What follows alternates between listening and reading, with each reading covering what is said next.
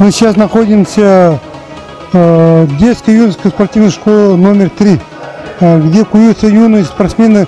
Это резерв нашей республики по вольной борьбе.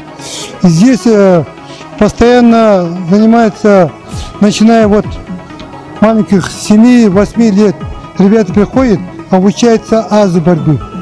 Но я хочу сказать, не только азы борьбы, или они не только тренируют свое тело и дух, они тренируются быть сильными, преодолевать все трудности и в учебе, прежде всего, как они сейчас учащиеся, а потом они этот навык перейдет преодолевать трудности самой жизни. Жизнь никогда гладко не бывает, вы сами знаете. Падения, спуски, подъемы, работа, безработа, но они всегда заражаются оптимистами. Они будут устойчивыми.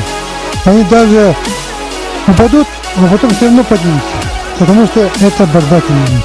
Это спорт тренирует. Это первое. Во-вторых, они настоящие патриоты своей республики и могучей нашей страны России. Потому что они в духе патриотизма воспитываются. Они соревнуются, они защищают честь своей школы, спортивной школы, потом честь своего города, а потом честь своей республики и честь, в конце концов, своей страны.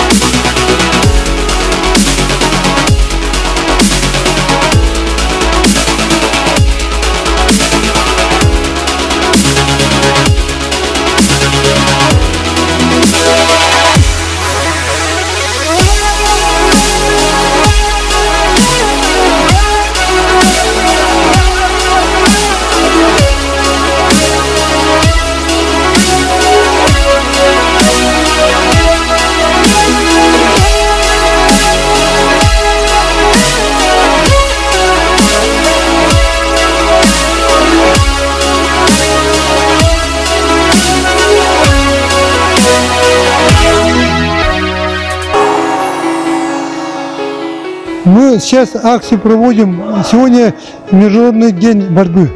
Это навсегда останется 15 мая Международный день борьбы. Этот день не только у нас вот в Якутске или в Якутии проводится. В Якутии в многих местах проводятся такие акции. И такие тренировки, мастер-классы проводятся. Пропаганда здорового образа жизни. А такие акции проводятся по всему России. Борьба в России очень развита. И такая акция проводится во всем Европе, во всем Азии, во всем мире, даже в Австралии.